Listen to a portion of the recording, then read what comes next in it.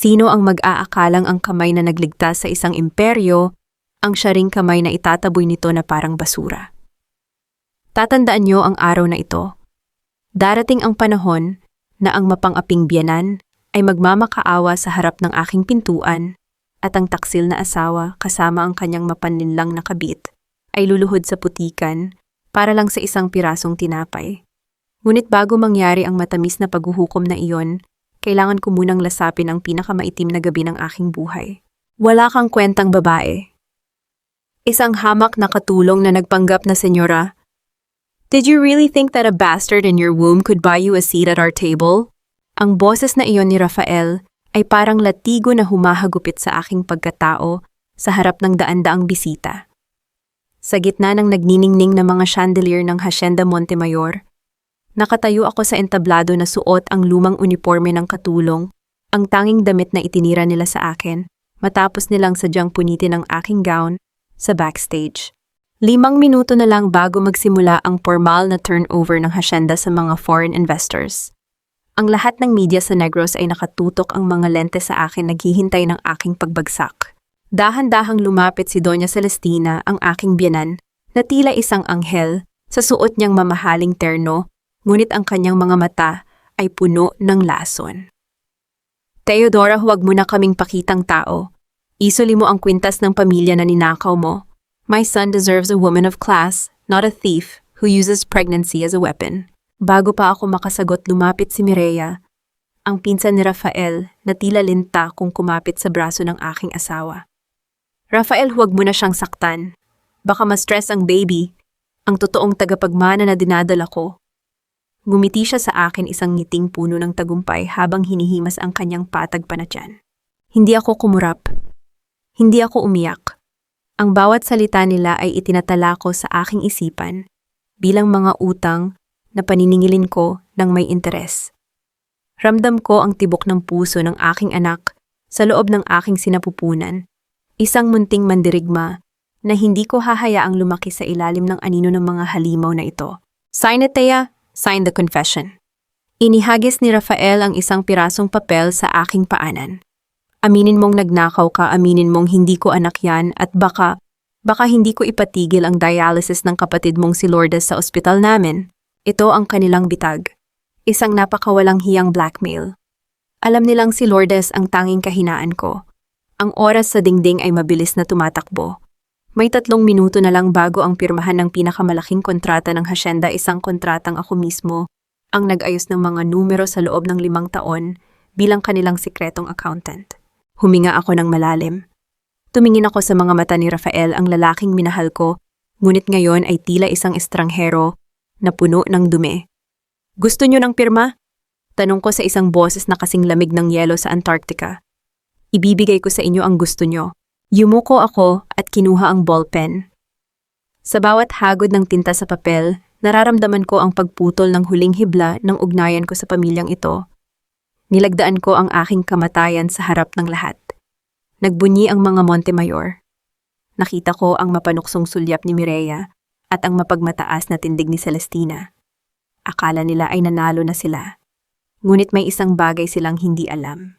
Habang dahan-dahan kong hinuhubad ang aking singsing, at inilalapag ito sa malamig na sahig, isang mensahe. Ang tahimik kong ipinadala sa aking telepono na nakatago sa bulsa. Bago ako tuluyang tumalikod, lumapit ako kay Rafael at bumulong sapat lang para siya lang ang makarinig. Enjoy your celebration, Rafael. Pero bago matapos ang gabing ito, malalaman mo kung ano ang pakiramdam ng mawalan ng lahat. Hindi mo lang asawa ang pinalayas mo. Pinalayas mo rin ang tanging tao na nakakaalam na ang lahat ng accounts ng Hacienda Montemayor ay nasa ilalim na ng pangalan ko simula pa kaninang umaga. Nanlaki ang mga mata ni Rafael, ngunit huli na. Ang bombang itinanim ko sa kanilang sistema ng pananalapi ay nagsimula ng mag-countdown. Naglakad ako palabas ng bulwagan ng may tuwid na likod. Sa labas bumubuhos ang ulan, ngunit hindi ako nanginginig. Ang bawat patak ng tubig sa aking balat ay parang naghuhugas ng dumi ng nakalipas na 5 taon. Sumakay ako sa naghihintay na lumang sasakyan ni Attorney Beatrice. Ready? Tanong ni Beatrice habang pinapaandar ang makina. The execution has started, sagot ko habang nakatingin sa naglalakihang mga ilaw ng mansyon na unti-unting lumiliit sa aking paningin. By tomorrow, they will realize that the maid they stepped on is the one who holds their leash. Habang papalayo kami isang bagay, ang hindi ko maalis sa aking isip. Ang mukha ni Jacinta, ang aking nanay na Nayan, na nakatayo sa isang madilim na sulok ng mansyon kanina. Hawak ang kwintas na nawawala. Ang kanyang pagtataksil, ang pinakamalalim na sugat, isang sugat na sisiguraduhin kong magbabayad din. Hinawakan ko ang aking tiyan. Milagros anak. Hindi tayo magtatago. Paghahandaan natin ang araw na sila naman ang iiyak ng dugo. Sa loob ng mansyon narinig ko ang malakas na hiyawan ng mga tao. Hindi iyon hiyaw ng saya kundi hiyaw ng gulat nang biglang mamatay ang lahat ng ilaw at mag-flash sa malaking screen ang mga tunay na utang ng pamilya Montemayor na 5 taon nilang itinago. Ang laro ay nagsisimula pa lang. Darating ang araw na ang mga gintong kubyertos na ginagamit niyo sa marangyang hapag na iyan ay maglalaho at ang matandang mapang-api na siyang utak ng lahat ng ito ay magmamakaawa para sa isang basong tubig mula sa aking mga kamay. Ngunit sa gabing ito, ang taksil na asawa na dapat ay nagpoprotekta sa akin ang siyang unang humukay ng aking libingan. Hindi nila alam ang bawat luha na hindi ko hinayaang pumatak ay naging lason na unti-unting uubos sa kanilang yaman. May isang lihim na nakatago sa ilalim ng hasyenda, isang dokumentong magpapatunay na ang lahat ng kanilang karangyaan ay nakatayo sa ibabaw ng mga bangkay at nakaw na lupa. Ilabas niyo ang pasyenteng yan sa ICU ngayon din. Wala akong pakialam kung mamatay siya sa kalsada. Wala nang pambayad ang mga Alvarado at hindi na namin sila sakop. Ang boses ni Doña Celestina sa kabilang linya ng telepono ay kasing talim ng labaha, walang bakas ng habag, kahit alam niyang ang kapatid ko ay nag-aagaw buhay. Kasalukuyan kaming mabilis na bumibiyahe sa gitna ng madilim na kalsada ng Negros. Mahigpit ang hawak ko sa aking bag na naglalaman ng mga hard drive ang kaluluwa ng Hacienda Montemayor na 5 taon kong kinalap. Thea, we need to move faster. I-block na nila ang lahat ng accounts mo any minute now. Seryosong sabi ni Attorney Beatrice habang pilit na iniiwasan ang mga malalalim na lubak. They will not just let you walk away with those data. Hindi ako sumagot. Kinuha ko ang aking telepono at mabilis na nag-dial. Hindi nanginginig ang aking mga daliri. Hello, St. Jude Medical Center. This is Teodora Alvarado Montemayor. I am transferring 1.5 million pesos to your hospital account right now for the emergency fund of Lourdes Alvarado. Do not under any circumstances allow anyone from the Montemayor family to enter her room or move her. 1 bilyon ang halaga ng demanda ko sa inyo kapag may nangyaring masama sa kapatid ko. Pinindot ko ang send sa aking mobile banking app. Yun ang perang itinabi ko mula sa sarili kong komisyon sa mga legal na investment na ginawa ko para sa pamilya nila, perang hindi nila alam na kinuha ko bilang insult tax sa 5 taon nilang pagtrato sa akin na parang basahan. May sumusunod sa atin, isang itim na SUV, babala ng driver ni Beatrice. Tumingin ako sa side mirror. Ang mga ilaw ng sasakyan sa likuran namin ay parang mga mata ng halimaw na naghahanap ng biktima. Alam kong tauhan iyon ni Rafael. Hindi niya ako hahayaang makaalis ng bitbit ang kanyang mga baho. Ngunit mali siya ng kinalaban. Akala niya ay ang mahinang babaeng umiiyak sa kusina ang kaharap niya ngayon. Beatrice turned right sa susunod na kanto sa daan, patungo sa mga lumang gilingan ng asukal. Utos ko. Alam ko ang pasikot-sikot dito. Let's lead them to the muddy path. Hindi kakayanin ng SUV nila ang putikan doon. Habang mabilis kaming lumiliko, tumunog muli ang telepono ko. Si Rafael. Sinagot ko ito, ngunit nanatili akong tahimik. Thea, bumalik ka rito. You stole the necklace and now you're running away with company files. Pulis ang haharap sa iyo sa susunod na checkpoint. Sigaw niya, ang boses ay puno ng galit at takot. I didn't steal the necklace, Rafael. You and your mother planted it. And as for the files, I didn't steal them either. I created them. I saved your company 100 times, and tonight I'm taking back the payment you never gave me. Malamig kong sagot. And one more thing, sabihin mo sa kabit mo, siguraduhin niyang totoo ang batang dala niya. Dahil kapag nalaman kong pati ang pagbubuntis, ay peke sisiguraduhin kong sa kulungan siya maglilihi. Hindi ko na hinintay ang sagot niya at pinatay ko na ang tawag. Ibinato ko ang SIM card sa labas ng bintana.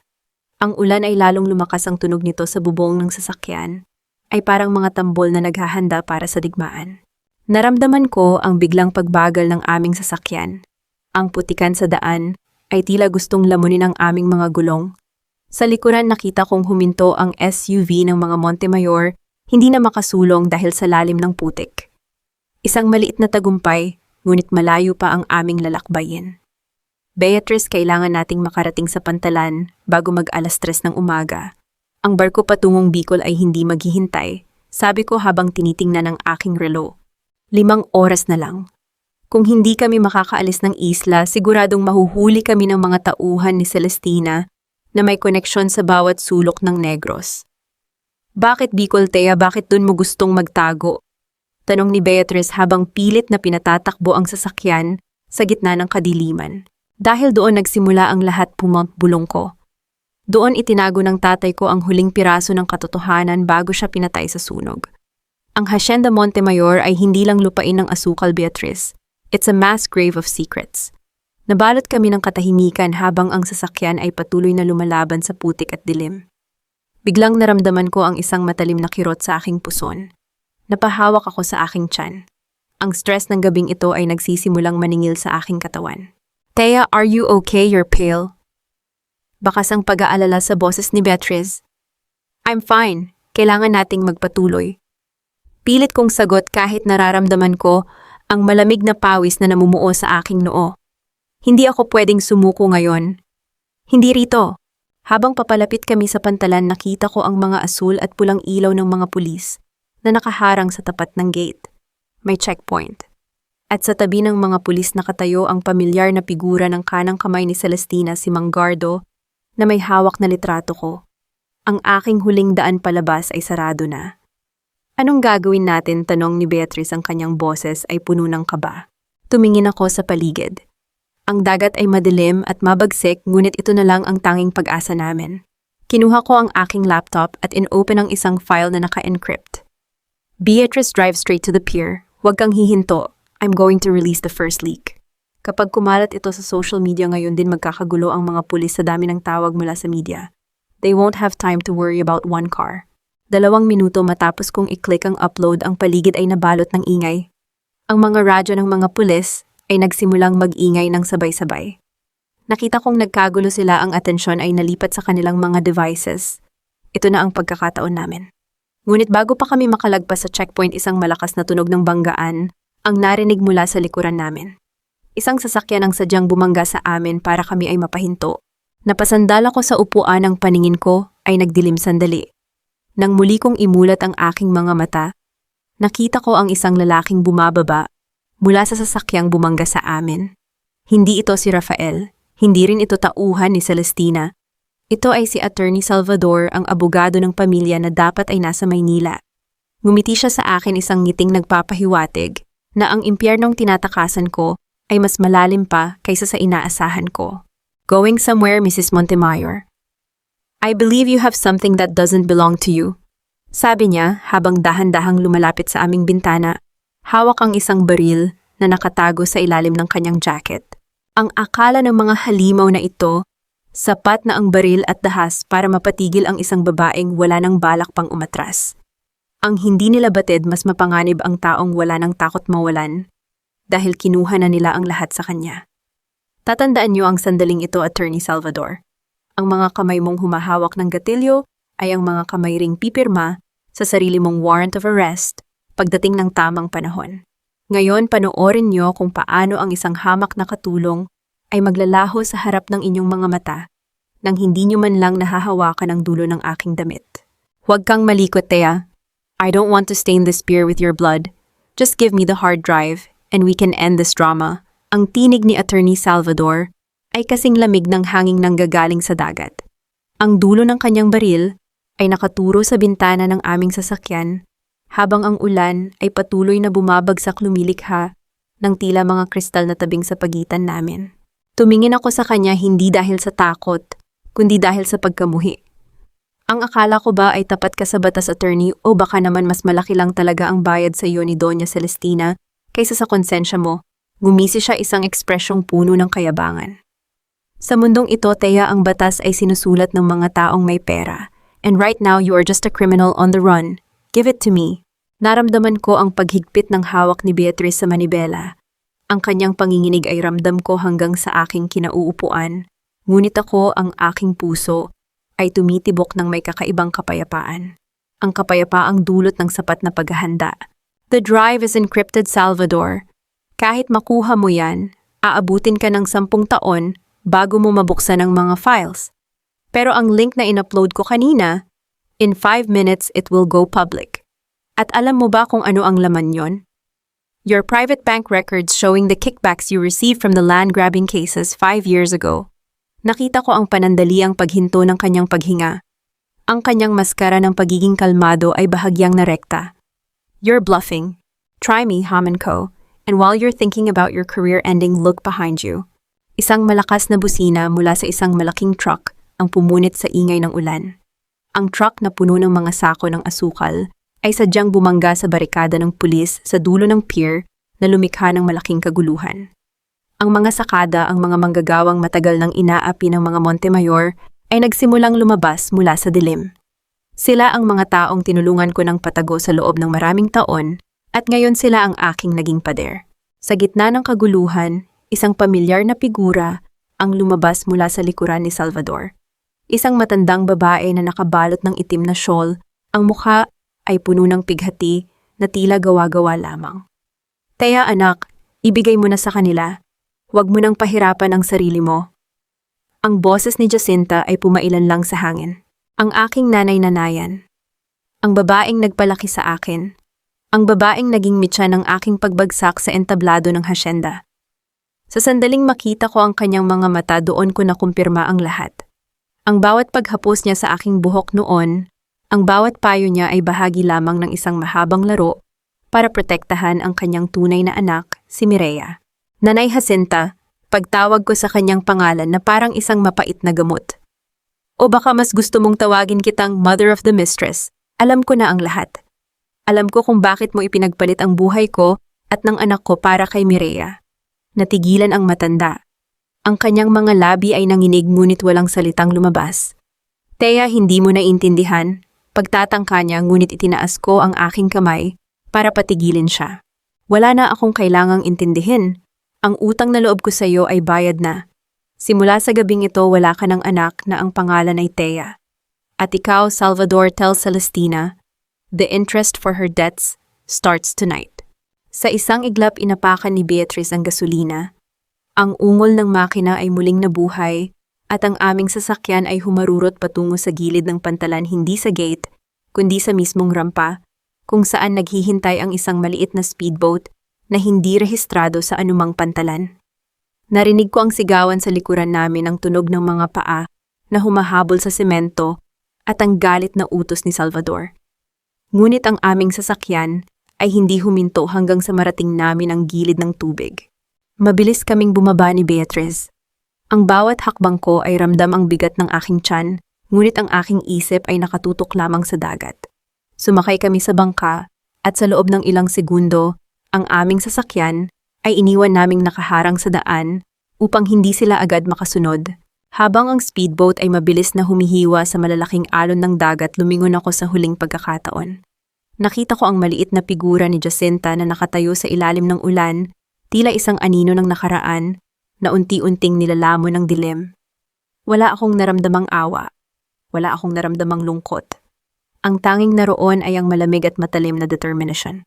Teya, your sister, the hospital called, sabi ni Beatrice, habang pilit na pinapanatili ang balanse sa gitna ng alon. They've secured the floor, but Rafael is there. He's trying to force his way in. Napahigpit ang hawak ko sa gilid ng bangka. Ang lamig ng tubig na tumatalsik sa aking mukha ay tila naging kuryente sa aking sistema. Let him try. Inutusan ko ang security na i-record ang bawat galaw niya. The more he creates a scene, the more evidence we have for a restraining order. Anong plano natin sa Bicol? Tanong ni Beatrice.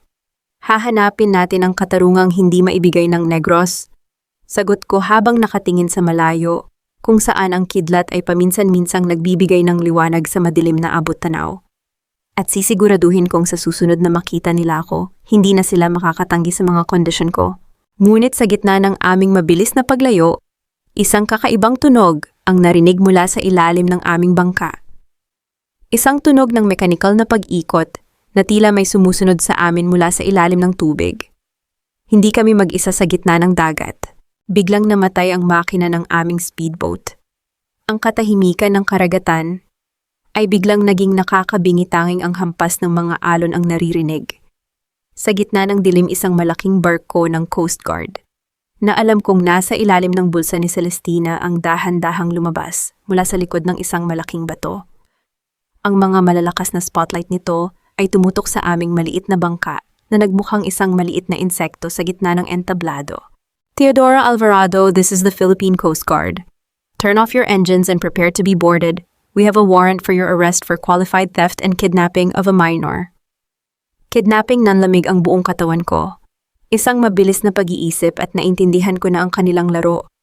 Inakusahan nila ako ng pagdukot sa sarili kong anak na hindi pa man naisilang gamit ang isang huwad na batas na sila rin ang gumawa. Ang panganib ay hindi na lamang tungkol sa pera o lupa. Ngayon gusto nilang kunin ang tanging dahilan kung bakit ako humihinga.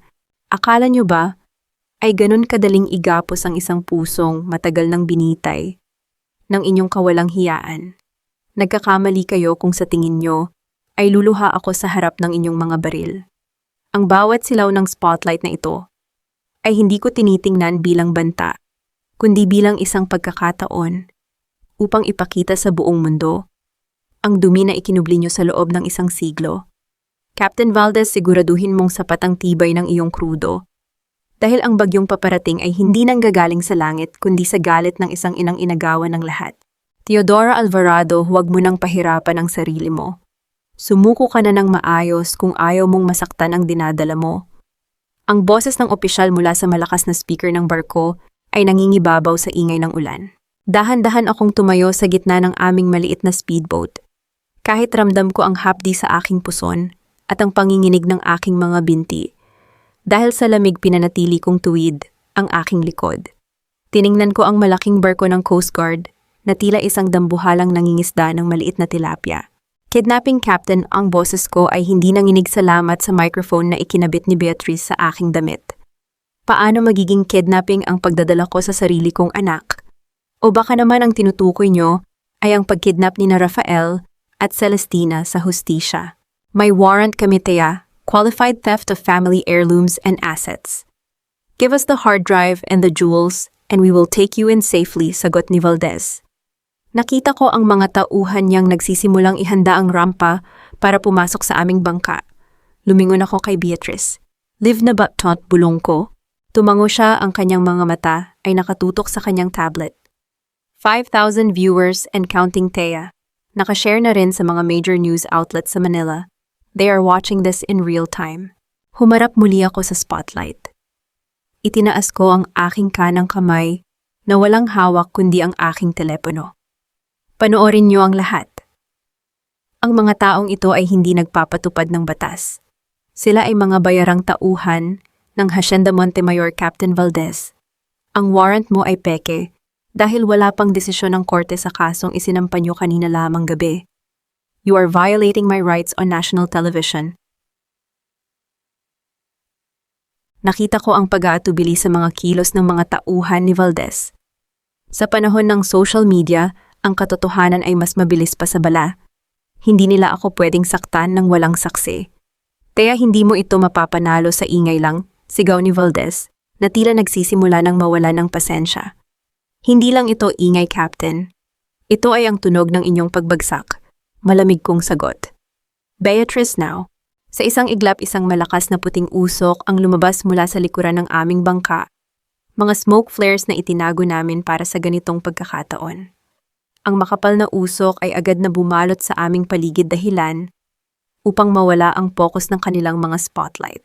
Sa gitna ng kadiliman at usok narinig ko ang mabilis na pag-andar ng makina ng aming speedboat. Inapakan ni Beatrice ang gasolina ng sagad. Ang aming bangka ay parang isang palaso na lumipad sa gitna ng mga alon. Narinig ko ang mga sigawan at ang tunog ng mga sirena na pilit kaming hinahanap sa loob ng makapal na usok. Ngunit dahil sa liit ng aming bangka, mas madali kaming nakalusot sa mga batuhan kung saan hindi makakasunod ang malaking barko ng Coast Guard. We lost them for now. Hinihingal na sabi ni Beatrice, habang pilit na pinatatakbo ang bangka sa gitna ng malalaking alon na humahampas sa aming gilid. Napaupo ako sa sahig ng bangka, ang aking kamay ay mahigpit na nakahawak sa aking tiyan. Ang sakit ay lalong tumitindi. Ramdam ko ang malapot na likido sa aking hita. Dugong pilit kong itinatago. "Thea, you're bleeding," sigaw ni Beatrice nang makita ang mantsa sa aking damit. "Huwag kang hihinto, Beatrice. Kailangan nating makarating sa Bicol. Doon ang ligtas na lugar." Pilit kong sabi, ang aking paningin ay nagsisimulang lumabo. Ngunit bago pa ako mawalan ng malay, tumunog ang telepono ko. Isang video call mula sa isang hindi kilalang numero. Sinagot ko ito nang nanginginig ang kamay. Ang mukha ni Rafael ang lumitaw sa screen. Ngunit hindi siya nasa loob ng mansyon. Nasa likuran niya ang pamilyar na puting pader at ang tunog ng mga medical monitor. "Thea, look at your sister." Sabi ni Rafael, ang kanyang boses ay puno ng malisya. Itinapat niya ang camera kay Lourdes. Ang aking kapatid ay nakahiga maputla at ang mga tubo na nagbibigay sa kanya ng buhay ay hawak ng isang nurse na mukhang takot na takot sa presensya ni Rafael. "Anong ginagawa mo riyan, Rafael?" Ang boses ko ay halos pabulong na sa galit. "Isang tawag ko lang, Thea, tatanggalin nila ang dialysis machine na ito. Your sister's life is in my hands. Bumalik ka rito, ibigay mo ang drive, pirmahan mo ang waiver sa anak mo at baka payagan ko pa siyang mabuhay ng isa pang araw." "You monster!" Sigaw ko, ngunit ang tawa niya ay parang tunog ng isang demonyo. "May 3 oras ka, Thea. Kapag hindi ka nakarating sa pier ng Negros bago mag-alas 6 ng umaga, manonood ka sa livestream kung paano hihinto ang puso ng kapatid mo. The clock is ticking, my dear wife." Pinatay niya ang tawag. Ang katahimikan ng dagat ay muling bumalot sa amin, ngunit ang bawat hampas ng alon ay tila naging tunog ng orasan na bumibilang sa huling hininga ni Lourdes. "Beatrice, kailangang bumalik." Sabi ko, ang aking mga mata ay puno ng luha, ngunit ang aking puso ay naging bato. "What? Magpapakamatay tayo, Thea, huhulihin ka nila." "Hindi ako susuko, Beatrice. Babalik ako para tapusin ang sinimulan nila. Kung gusto ni Rafael ng digmaan, ibibigay ko sa kanya. Pero sa pagkakataong ito, sisiguraduhin kong hindi lang ang kapatid ko ang ililigtas ko, kundi ang buong Hacienda Montemayor na sisirain ko sa harap ng kanyang mga mata." Habang pilit na iniikot ni Beatrice ang bangka. Pabalik sa Negros, isang malakas na kidlat ang gumuhit sa langit na nagbigay liwanag sa isang bagay na lumulutang sa tubig malapit sa amin. Isang bangkay. Isang bangkay na suot ang uniforme ng mga sakada ng aming pamilya. Hindi lang pala ako ang tinutugis nila. Ang paglilinis sa hacienda ay nagsimula na at ang dugo ay nagsisimula ng dumanak sa dagat. Akala mo ba, Rafael, ang paghawak sa buhay ng kapatid ko ay sapat na para maging Diyos ka ng aking tadhana? Nagkakamali ka. Ang babaeng minsan mong itinuring na mahina ay natuto ng makipaglaro sa mga halimaw, at sa gabing ito ipapakita ko sa iyo na mas matalim ang pangil ng katotohanan kaysa sa anumang patalim na kaya mong itutok sa aking pamilya. Habang pilit na pinapaikot ni Beatrice ang aming bangka, pabalik sa Pampang, ang aking isip ay gumagana ng mas mabilis kaysa sa mga hampas ng alon. Kinuha ko ang aking telepono at inirecord ang duguang katawan ng sakada na lumulutang sa dagat, kasama ang malinaw na serye ng numero ng barkoy ng Coast Guard sa di kalayuan. Isang mabilis na pagpindot at ang video ay naisend ko sa email ni Rafael, nakasisi ang pinakamalalaking media outlet sa Maynila at ang opisina ng National Bureau of Investigation, ngunit nakaschedule itong maipadala makalipas ang 10 minuto. Tinawagan ko siya. "Nasaan ka na, Thea? Ubos na ang oras ng kapatid mo." Ang boses ni Rafael ay puno ng kayabangan, umaasang makakarinig siya ng pagmamakaawa mula sa akin. "Buksan mo ang email mo, Rafael." Malamig kong utos. Narinig ko ang panandaliang paghinga niya, sinundan ng kaluskos ng kanyang pag-scroll sa telepono. Pagkatapos ay namayani ang isang nakakabinging katahimikan. "Isang patay na sakada, Rafael. Nakita mismo ng 2 mata ko kung paano nililinis ng pamilya mo ang mga ebidensya ng inyong pangangamkam ng lupa. Nakaprogram ang video na iyan na kumalat sa buong bansa sa loob ng 8 minuto. Kapag hinugot mo ang makina ng kapatid ko, hindi lang kidnapping ang isasampa sa inyo. murder. At alam nating pareho na hindi ka ipagtatanggol ng nanay mo kapag sarili na niyang leeg ang nakasalalay. You bitch! Nanginginig ang boses niya. Ang takot ay tuluyan ng pinalitan ng kanyang kayabangan. Anong gusto mo? Lumabas ka ng kwarto ni Lourdes. Ngayon din utos ko. May mga taong papasok dyan sa loob ng 5 minuto para ilipat siya ng ospital. Mga taong binayaran ko gamit ang mismong pera ng Hacienda Montemayor na ninakaw nyo sa mga magsasaka. Subukan mong pigilan sila at ang buong angkan nyo ay masusunog sa apoy ng sarili nyong kasakiman. Hindi na siya nakasagot. Ibinaba ko ang tawag at inutusan si Beatrice na ibaling ang aming bangka patungo sa kabilang isla, malayo sa Negros, patungo sa lugar kung saan walang makakahanap sa amin. Ang mga tauhan ni Beatrice, na isang pribadong medical extraction team ang matagumpay na kumuha kay Lourdes mula sa mga kuko ng Montemayor ng gabing iyon. Nanalo ako sa unang laban ngunit ang digmaan ay nagsisimula pa lamang. Ang malamig at madilim na ulan ng Negros ay unti-unting napalitan ng mainit at maliwanag na araw ng Bicol. Sa isang maliit na klinika na amoy gamot at alkohol, isinilang ko ang aking anak na si Milagros. Walang asawang nakahawak sa aking kamay. Walang pamilyang nag-aabang sa labas. Tanging ang matinis na pag-iyak ng aking sanggol ang pumuno sa tahimik na silid. Nang ilagay ng nurse si Mila sa aking dibdib, tiningnan ko ang kanyang maliliit na mata. Kamukhang-kamukha niya si Rafael. Ngunit imbes na umiyak sa sakit ng nakaraan, ngumiti ako. Siya ang aking milagro, ang aking sandata, at ang dahilan kung bakit hindi ako pwedeng maging mahina. 5 taon ang mabilis na lumipas. Sa loob ng 5 taon, hindi ako nagtago sa dilim. Ginamit ko ang bawat kaalaman na natutunan ko bilang alipin ng mga Montemayor upang itayo ang Pag-asa de Bicol Cooperative. Mula sa pagiging hamak na accountant, naging tagapamahala ako ng isang alyansa ng mga byuda at magsasakang inaapi ng mga middleman. Nakatayo ako ngayon sa harap ng isang mahabang lamesa, kaharap ang mga sakim na negosyante mula sa Maynila na nagtatangkang baratin ang aming mga produkto. Suot ko ang isang simpleng puting suit, ang aking buhok ay nakatali ng maayos at ang aking mga mata ay walang mababasang emosyon. Mrs. Alvarado, ang alok naming presyo ay ang pinakamataas na makukuha nyo sa merkado. Take it or leave it, sabi ng mayabang na kinatawan ng kumpanya. Kinuha ko ang kanilang kontrata, tiningnan ang mga numero sa loob ng 3 segundo at dahan-dahan itong pinunit sa harap ng kanilang mga mukha. Alam ko ang presyo ng transportasyon, alam ko ang inflation rate, at alam ko ang halaga ng buwis na tinatakasan ng kumpanya nyo. Sagot ko habang inilalapag ang mga napunit na papel. Hindi nyo kausap ang mga magsasakang kaya nyong takutin ng mga peking numero. Ang bawat butil ng pili na inilalabas ng kooperatibang ito ay may katumbas na dugo at pawis. Babayaran nyo kami sa tamang halaga o ibebenta ko ang aming produkto sa kalaban nyo sa merkado na naghihintay lang ng aking tawag. Namutla ang mga negosyante. Walang nakapagsalita hanggang sa tahimik nilang inilabas ang bagong kontrata na may tamang presyo. Wala na ang babaeng yumuyuko at sumusunod. Ako na ngayon ang nagdidikta ng laro. Habang umuunlad ang aming kooperatiba, patuloy kong binabantayan ang pagguho ng Hacienda Montemayor mula sa malayo. Dahil sa pagkawala ng mga pondo na hawak ko at sa kawalang kakayahan ni Rafael at Mireya na magpatakbo ng negosyo nang walang ninanakawan, unti-unting nalubog sa utang ang kanilang imperyo. Ang mga manggagawa ay nagwewelga, ang mga pananim ay naaagnas, at ang yaman ni Celestina ay unti-unting nagiging abo.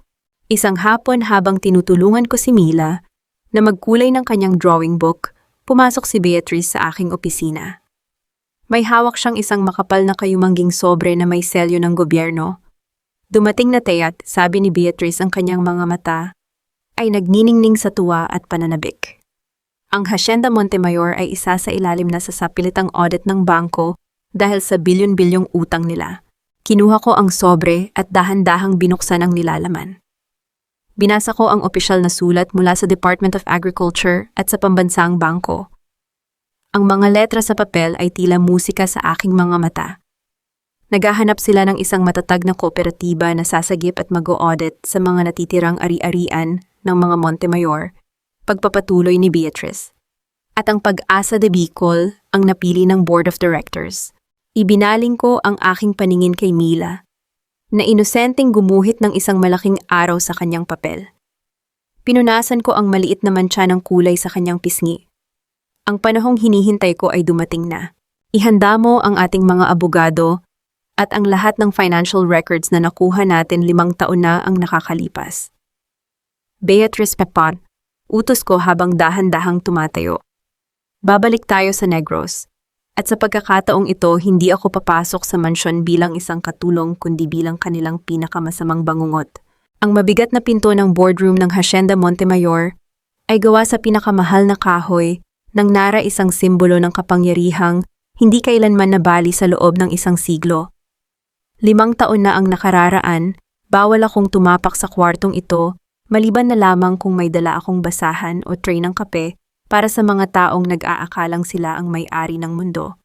Ngayon ang bawat hakbang ng aking matulis na sapatos sa makintab na sahig ay nag-iiwan ng alingawngaw na tila nagbabadya ng isang bagong panahon. Nang bumukas ang pinto, sumalubong sa akin ang amoy ng kaba at pagkatalo. Nakaupo sa dulo ng mahabang lamesa si Doña Celestina. Ang kanyang mukha ay may malalalim na guhit ng stress, malayo sa matikas, at mapagmataas na ginang na nagpalayas sa akin.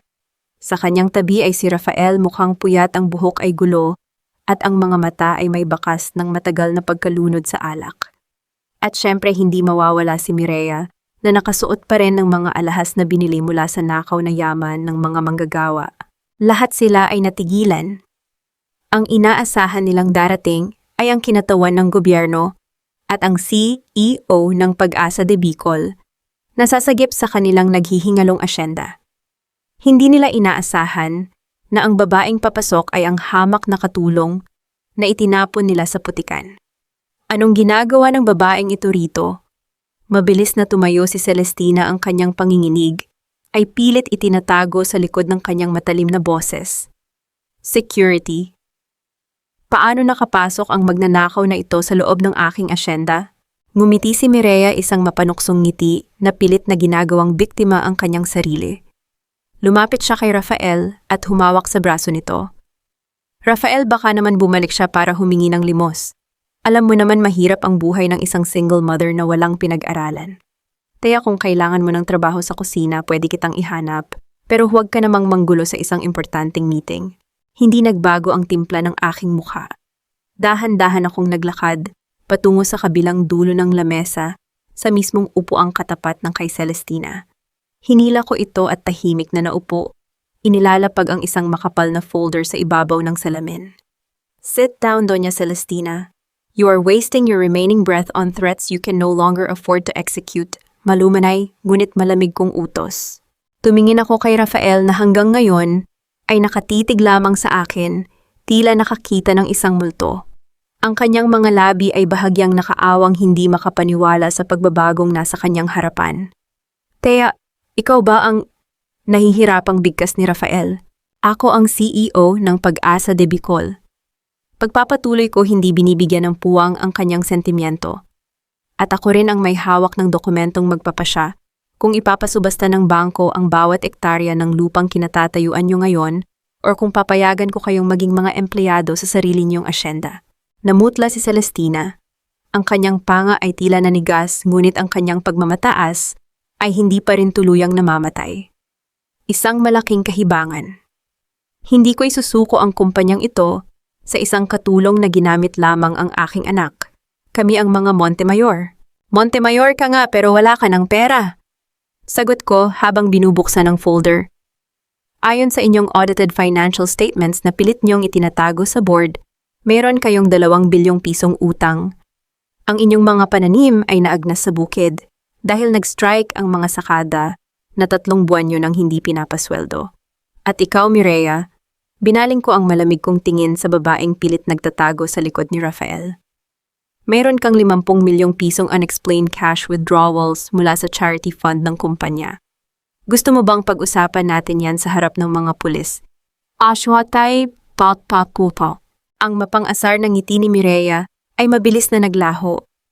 Pilit siyang lumunok, ang kanyang mga mata ay nagpalipat-lipat sa paligid naghahanap ng kakampi. Nagsisinungaling siya, Rafael. Gusto niya lang sirain ang pamilya natin dahil hindi siya makamove on. Ngunit hindi tumingin si Rafael kay Mireya.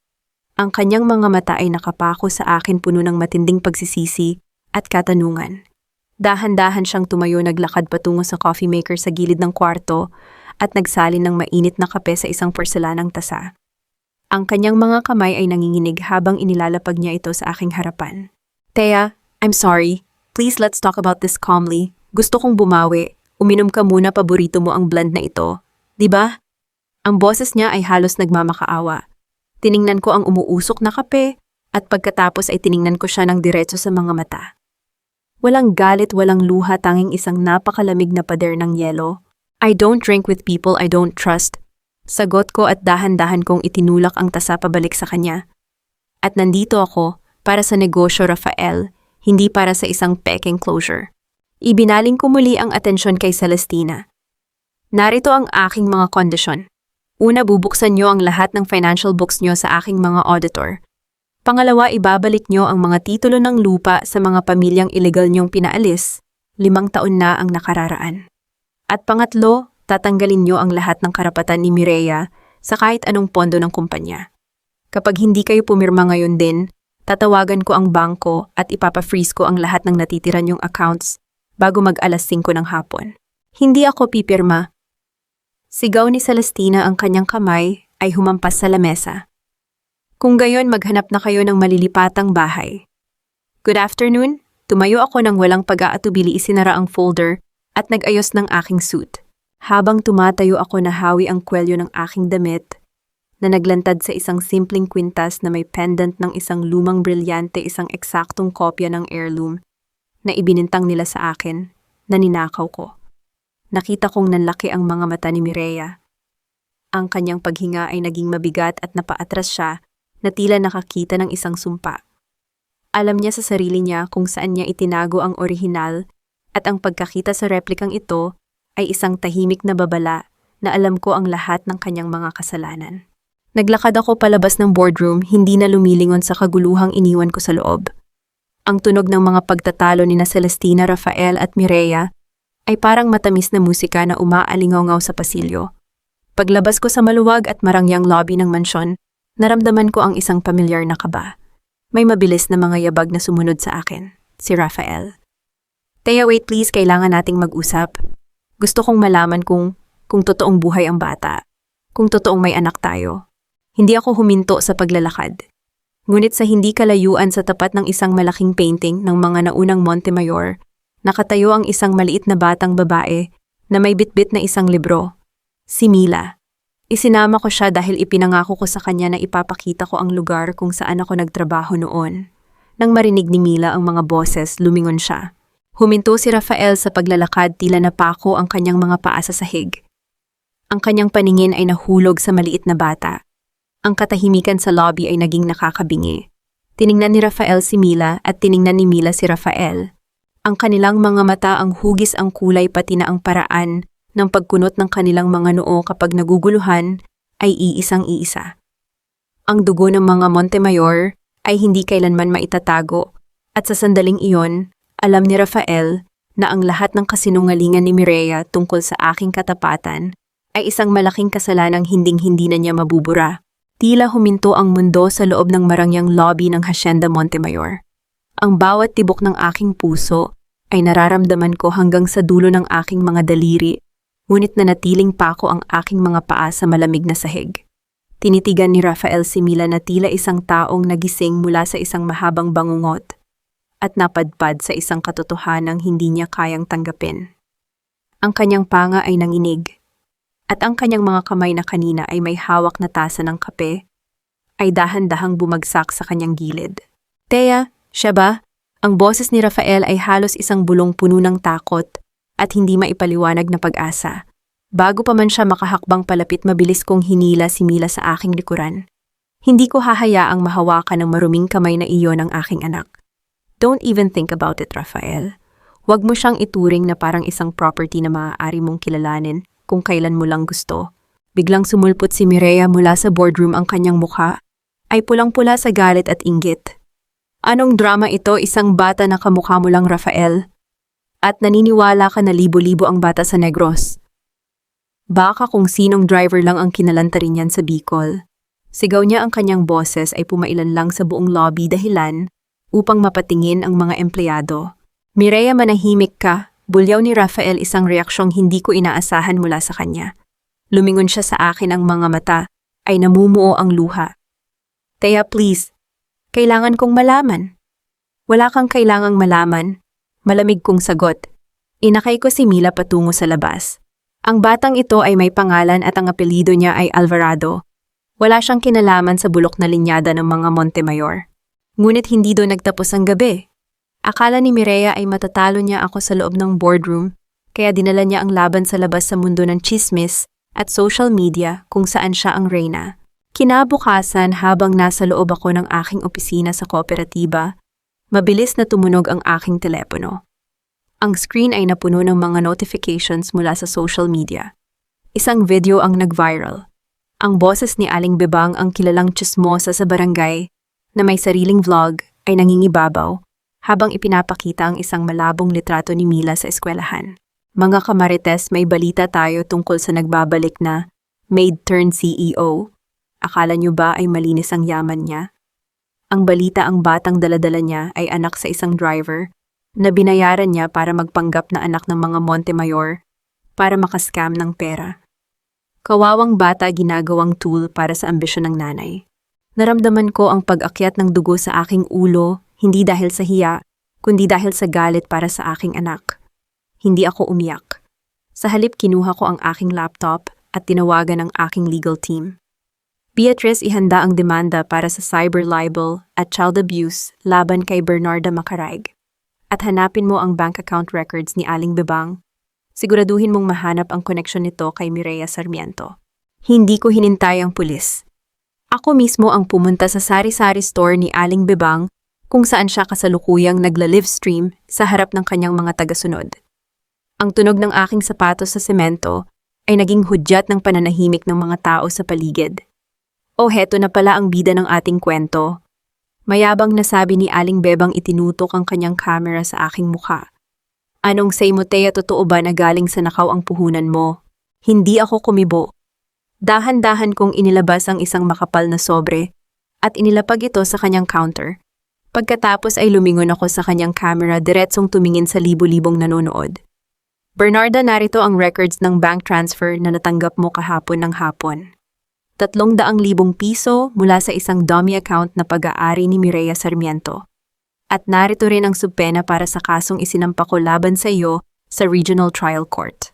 Namutla si Aling Bebang. Ang kanyang mga kamay ay nagsimulang manginig at ang camera na hawak niya ay dahan-dahang bumaba. Ang mga taong kanina ay tumatawa ay nagsimulang magbulungan sa takot. Hindi ko alam ang sinasabi mo. Binigyan lang nila ako ng impormasyon. Sasabihin mo ang lahat ng iyan sa harap ng judge. Malamig kong putol sa kanya.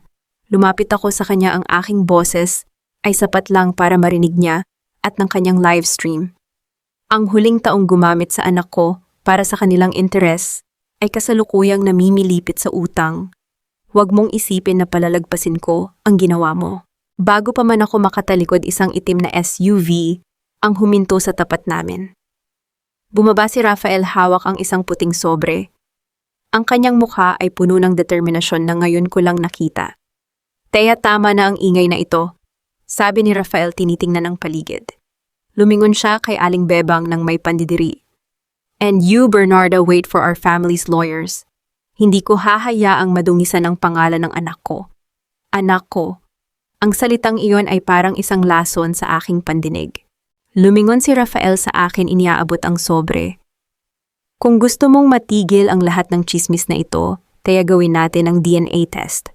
Kapag napatunayan na si Mila ay isang Montemayor, kukunin ko siya. At sisiguraduhin kong sa mansyon siya lalaki, hindi sa isang kooperatiba sa Bicol. Lumingon din si Mireya, nakalalabas lang ng sasakyan, ngumiti ng mapanukso. Oo nga, Teya, gawin natin ang test. Dahil alam ko ang totoo, alam kong hindi kayang magkaanak ni Rafael sa isang katulong na tulad mo. This test will prove that you are the liar. Tiningnan ko ang sobre at pagkatapos ay tiningnan ko silang dalawa. Ang aking puso ay naging kasing tigas ng bato. Ang bitag ay inilatag na nila ngunit hindi nila alam na ako ang may hawak ng susi sa kanilang pagkakakulong. Gusto nyo ng DNA test? Tanong ko, ang aking tinig ay matatag. Sige, ibibigay ko sa inyo ang gusto nyo. Pero sa sandaling lumabas ang resulta, Rafael, hindi lang ang pagkilala sa anak ko ang mawawala sa iyo. Mawawala sa iyo ang huling pagkakataon na mabuhay ng may dangal ang pamilya nyo. Iniabot ko ang aking kamay para kunin ang sobre, ngunit bago ko ito mahawakan isang pamilyar na tunog, nang mabilis na pagtakbo, ang narinig mula sa kanto. Isang lalaki pawisan at takot na takot ang sumigaw habang papalapit sa amin. Sir Rafael, ang ospital. Ang donya inatake sa puso ang donya matapos mabasa ang audit report. Ang katahimikan ay muling bumalot sa amin. Si Rafael ay natigilan ng sobre ay dahan-dahang nahulog sa lupa. Sa gitna ng kaguluhan, isang maliit na detalye ang napansin ko, ang DNA test request na inabot ni Rafael ay may selyo ng isang laboratorio na pag-aari ng pamilya ni Mireya. Ang laro ng panlilinlang ay umabot na sa pinakamataas na antas. Darating ang araw na ang taong nagligtas sa akin, sa gitna ng bagyo, ang siya palang maglalatag ng mitsa para sa susunod na sunog. Ngunit bago mangyari ang paniningil na iyon, kailangan ko munang harapin ang katotohanang ang bawat tulong na natanggap ko ay may kaakibat na presyong hindi ko kayang bayaran. Isang maling pirma lamang at ang lupang ipinaglaban ko para sa mga magsasaka ay magiging isang malamig na semento ng mga resort at hotel. Ngunit hindi nila alam mas matalas ang aking pandinig sa mga bulong ng kataksilan kaysa sa kanilang mga matatamis na pangako. Huwag kang magmalinis, Tea. Kung hindi dahil sa akin, baka nabubulok ka pa rin sa kalsada ng Bicol or baka kinuha na ni Rafael ang anak mo. I saved you and now I want my payment. Ang tinig ni Attorney Beatriz ay kasing talim ng kidlat na gumuhit sa bintana ng ospital. Wala na ang malambot at mapagkalingang abogado na umalalay sa akin sa loob ng 5 taon. Ang nakatayo sa aking harapan ay isang babaeng may mga matang puno ng gutom sa kapangyarihan at yaman. Inilapag niya ang isang makapal na dokumento sa ibabaw ng lamesa sa tabi ng natutulog na si Mila. Tiningnan ko ang dokumento. Isang kasunduan sa pagitan ng Pag-asa de Bicol at isang malaking foreign developer. Gusto ni Beatrice na gamitin ang aking posisyon bilang CEO para aprubahan ang pagbebenta ng Hacienda Montemayor kapag tuluyan na itong naisailalim sa aming kontrol. 1 bilyon, Tea. 1 bilyon ang mapupunta sa account mo sa ibang bansa. Makakapagsimula kayo ni Mila sa kahit anong parte ng mundo na gusto nyo.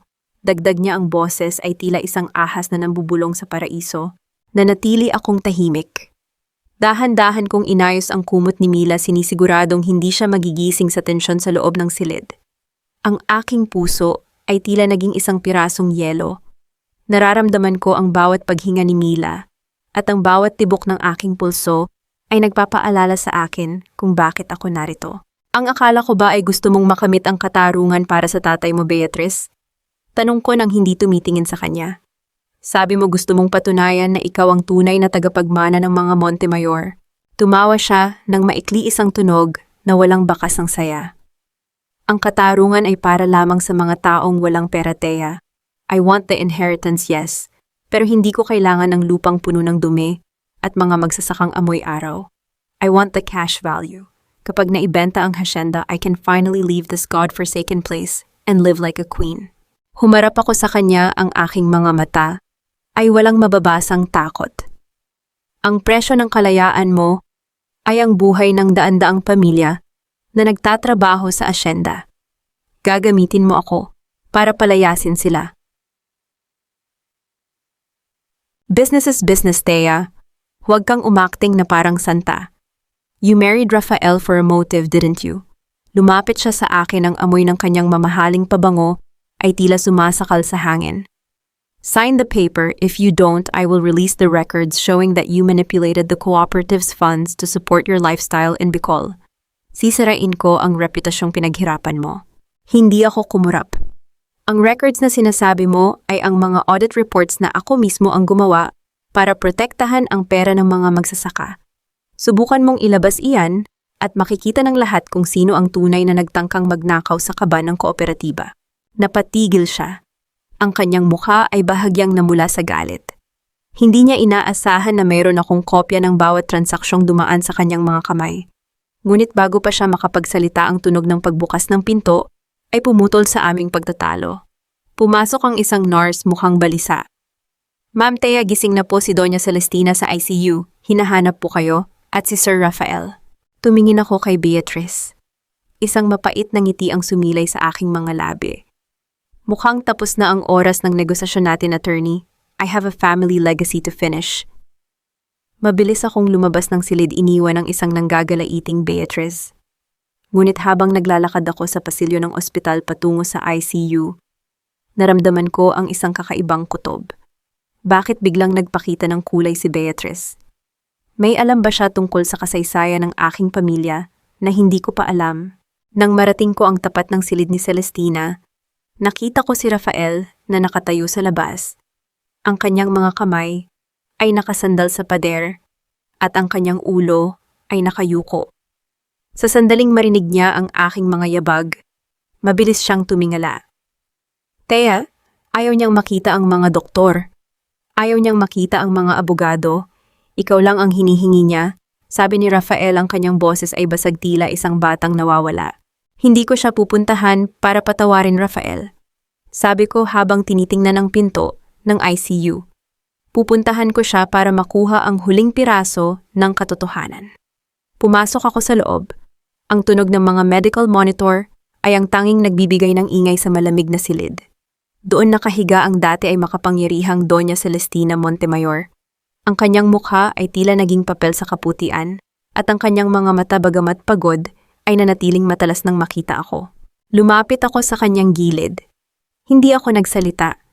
Hinintay ko siyang bumasag sa katahimikan. "Nakamit mo na ang gusto mo, Tia." Ang boses niya ay mahina, parang kaluskos ng tuyong dahon. "Ang asyenda ay nasa ilalim na ng iyong kamay.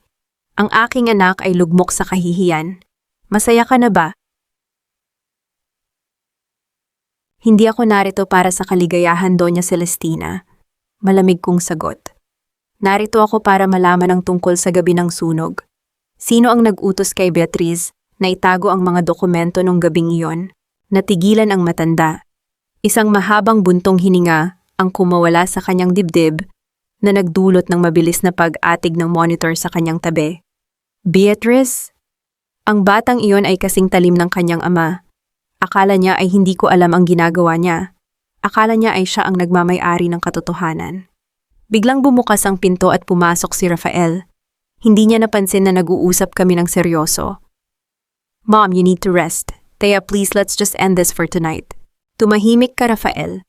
Ang bulyaw ni Celestina ay nagpahinto sa kanyang anak. Lumingon muli ang matanda sa akin. "Thea, bago ako mawala, gusto kong malaman mo. Ang sunog na pumatay sa mga magulang mo, hindi lang ako ang may kasalanan. May isang tao na nagbukas ng pinto para sa apoy. Isang taong itinuring mong pamilya." "Si Jacinta," tanong ko kahit alam ko na ang sagot. "Hindi," iling ng matanda. "Si Jacinta ay biktima lamang ng sarili niyang takot. Ang taong nag-utos na sunugin ang bodega ay ang taong kasalukuyang hawak ang lahat ng iyong mga legal na papeles. Beatrice, siya ang pumatay sa mga magulang mo para makuha ang original land titles na itinatago ng tatay mo."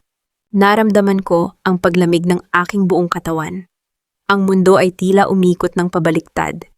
Ang babaeng itinuring kong tagapagligtas, ang babaeng naging katuwang ko sa loob ng 5 taon, ay ang mismong halimaw na pumatay sa aking pamilya. "Mom, what are you saying, po?" Sigaw ni Rafael, ang kanyang mukha ay puno ng kalituhan. "The truth, Rafael, ang katotohanang matagal nating itinago para protektahan ang pangalan ng Montemayor Beatrice. Is not just an illegitimate child, she is a murderer." Sigaw ni Celestina bago siya tuluyang kapusin ng hininga. At ang monitor ay lumikha ng isang mahabang tunog ng babala. Mabilis na pumasok ang mga doktor at nurse. Sa gitna ng kaguluhan, nakita ko si Rafael na nakatitig sa akin, ang kanyang mga mata ay puno ng kilabot. Ngunit ang aking isip ay wala na sa silid na iyon. Ang aking isip ay nasa silid ni Mila, kung saan naiwan ko ang aking anak na kasama ang isang mamamatay tao. Dahan-dahan akong umatras mula sa ICU, ang aking puso ay tumitibok ng may bilis na hindi ko kailanman naramdaman. Tumakbo ako sa pasilyo, ang bawat hakbang ko ay tila paghahabol sa kamatayan. Nang marating ko ang silid ni Mila, ang pinto ay nakabukas ng bahagya. Ang katahimikan sa loob ay kasing talim ng isang kutsilyo. Pumasok ako at natigilan. Ang higaan ni Mila ay walang laman. Ang tanging naroon ay ang dokumentong inaalok ni Beatrice kanina na ngayon ay may bahid ng pulang likido na mukhang tinta o dugo. Sa ibabaw ng unan, may isang pirasong papel na may nakasulat na ilang salita. The land or the child, Thea. Choose wisely. Tandaan mo ang gabing ito, Beatrice. Ang gabing inisip mong nahanap mo na ang aking kahinaan, pero ang totoo, binuksan mo lang ang pinto para sa sarili mong kamatayan. Ang akala mo ay katuwang kita sa paghahanap ng katarungan, ngunit ikaw pala ang anino na pumatay sa aking mga magulang.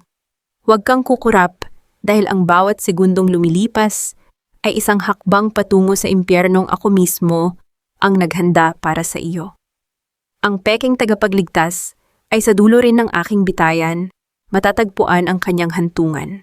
Isang maling galaw, Thea, at sisiguraduhin kong ang huling hininga ng anak mo ay magiging kasing pait ng abo ng mga magulang mo. Ang boses ni Beatrice sa kabilang linya ng telepono ay hindi na ang malambot at mapagkalingang tinig na nakasanayan ko sa loob ng 5 taon. Ito ay tunog ng isang halimaw na naglalaway sa gutom. Nakatayo ako sa gitna ng walang lamang silid ni Mila. Ang aking mga kamay ay mahigpit na nakakuyom hanggang sa bumaon ang aking mga kuko sa aking palad. Ngunit ang aking mukha ay hindi nagpapakita ng kahit anong emosyon.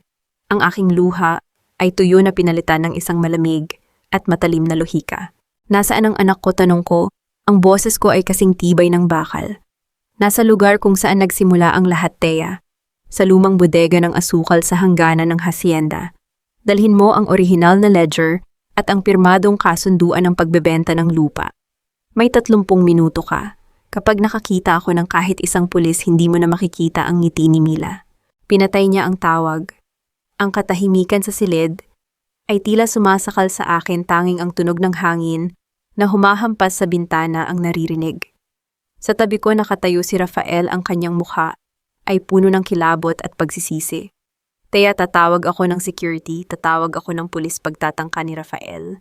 Ang kanyang boses ay nanginginig. Tumahimik ka, Rafael, ang bulyaw ko ay nagpatahimik sa kanya. Kung wala kang maitutulong na matino, huwag kang humarang. Ang mga pulis ay nasa bulsa ni Beatrice bago pa man tayo dumating dito. Ang tanging paraan para mabuhay ang anak ko ay ang gawin ang plano ko. Mabilis akong lumakad patungo sa aking bag at inilabas ang isang maliit na tracking device na itinago ko sa loob ng paboritong manika ni Mila. Isang paghahandang ginawa ko dahil alam kong sa mundong ito, walang sino man ang tunay na mapagkakatiwalaan. Nakita ko ang maliit na pulang tuldok sa aking screen. Tama siya. Nasa lumang bodega sila, ang lugar kung saan natupok ng apoy ang buhay ng aking ama at 20 taon na ang nakakalipas. Sasama ako, deklara ni Rafael. Sa unang pagkakataon, nakita ko sa kanyang mga mata ang isang uri ng determinasyon na hindi bunga ng kanyang kayabangan, kundi ng isang amang nais bumawi sa kanyang mga pagkukulang. Hindi ako sumagot. Hinayaan ko siyang sumunod habang mabilis kaming bumababa patungo sa parking lot. Ang ulan ay muling bumubuhos, tila nakikiramay sa bigat ng gabing ito. Habang mabilis na pinatatakbo ni Rafael ang sasakyan patungo sa dulo ng asyenda, kinuha ko ang aking laptop. Anong ginagawa mo, tanong ni Rafael habang mahigpit ang hawak sa manibela. Ginagawa ko ang tanging bagay na kinatatakutan ni Beatrice, sagot ko habang mabilis na nagtatype. Sinisira ko ang kanyang motibo. Akala niya ay makukuha niya ang yaman ng Hacienda Montemayor kapag pinilit niya akong pumirma. Ngunit bago pa man tayo makarating doon, ang lahat ng shares na pag-aari ko at ang mga utang na binili ko ay inilipat ko na sa isang trust fund sa pangalan ng mga sakada. Ang lupang ito ay wala ng halaga para sa isang tulad niya. Nakarating kami sa lumang bodega. Ang gusali ay tila isang malaking kalansay. Sa gitna ng kadiliman, pinalilibutan ng matataas na damo. Ang amoy ng sunog na kahoy at agnas na asukal ay tila bumabalik sa aking alaala. Pagbaba namin ng sasakyan, nakita ko si Beatrice na nakatayo sa bukana ng bodega, may hawak na sulo, at sa kabilang kamay ay ang maliit na kamay ni Mila. Ang aking anak ay nakagapos ang mga kamay, ang kanyang mga mata ay puno ng luha, ngunit nanatiling tahimik nang makita ako. Nanay, sigaw ni Mila, ngunit agad siyang hinila ni Beatrice. Stop right there, Thea! Ang mga papeles, sigaw ni Beatrice, itinutok ang sulo sa malapit na tumpok ng tuyong dahon at kahoy. Pumirma ka na ba? Lumakad ako palapit, itinaas ang folder na hawak ko. Narito ang mga papeles, Beatrice. Pero bago ko ibigay ito, gusto kong marinig mula sa iyo. Bakit mo pinatay ang mga magulang ko? Dahil lang ba sa lupa? Tumawa si Beatrice, ang kanyang mukha ay naging kasing sama ng isang demonyo sa ilalim ng liwanag ng sulo. Hindi lang lupa, Thea. Ang tatay mo, natuklasan niya ang pagnanakaw ng tatay ko sa pondo ng kumpanya. Ipapahuli niya ang ama ko, kaya kailangan ko silang patahimikin. At ang katarungang sinasabi mo, ito na iyon. Ang yaman na dapat ay sa akin ay kukunin ko na. Ibinigay mo ang buhay mo para sa pera, Beatrice. Pero huli na ang lahat, sabi ko, at dahan-dahan kong inilabas ang aking telepono na naka-on ang speaker. Ang lahat ng inamin mo ngayon ay narinig ng buong board of directors at ng mga autoridad na kasalukuyang nakapaligid sa bodegang ito. Wala nang tatakbuhan ang isang mamamatay taong tulad mo. Nanlaki ang mga mata ni Beatrice. Ang kanyang pagkagulat ay naging isang baliw na galit. Kung gayon, sasama kayong lahat sa akin sa impyerno. Iminulat niya ang sulo at itinapon ito sa loob ng bodega na puno ng gasolina. Sa isang iglap, ang apoy ay sumiklab, mabilis na kumalat sa tuyong sahig. Hinila niya si Mila patungo sa gitna ng naglalakihang mga apoy. Mila, sigaw ni Rafael. At nang walang pag-aalinlangan, tumalon siya sa gitna ng apoy upang abutin ang anak. Napanood ko ang paglalaban ng dilim at liwanag. Nakita ko ang pagbagsak ng isang malaking poste ng kahoy sa pagitan ni Rafael at Beatrice. Ang sigawan, ang init ng apoy, at ang usok ay tila naging isang malupit na paalala ng aking nakaraan. Ngunit sa gitna ng kaguluhan, nakita ko si Mila na nakatakas mula sa pagkakahawak ni Beatrice at tumakbo patungo sa akin. Niyakap ko siya ng mahigpit, ang aking puso ay tila sasabog sa saya at takot. Ngunit nang tumingin ako muli sa loob, nakita ko si Rafael na nakadagan sa isang bahagi ng poste upang hindi ito tuluyang bumagsak kay Beatrice, kahit na ang apoy ay unti-unting lumalamon sa kanyang damit. Thea, ilabas mo na si Mila, sigaw ni Rafael, ang kanyang mukha ay puno ng hapdi. Tumingin ako sa paligid. Ang bodega ay nagsisimula ng gumuho. Ang katarungang hinahanap ko ay narito na, ngunit ang presyo nito ay ang buhay ng lalaking ama ng aking anak. Sa labas, narinig ko ang mabilis na paghinto ng mga sasakyan at ang sigaw ng mga bumbero. Ngunit sa loob, ang tanging maririnig ay ang huling pagtutuos ng isang pamilyang sinira ng kasakiman. Ang apoy na minsang kumuha sa aking nakaraan ay muling nagliliyab sa harap ng aking mga mata, tila isang gutom na hayop na hindi mapigilan sa paglamon ng lahat ng dumi ng Hacienda Montemayor. Ngunit sa pagkakataong ito, hindi ako ang batang nagtatago sa dilim habang umiiyak. Ako ang babaeng nakatayo ng matuwid sa gitna ng abo, pinapanood ang pagguho ng isang imperyong itinayo sa kasinungalingan. Beatrice, isama mo sa impyerno ang iyong kasakiman dahil ang bawat liyab na nakikita mo ay ang huling liwanag ng iyong kaluluwa bago ka tuluyang malimutan ng mundo.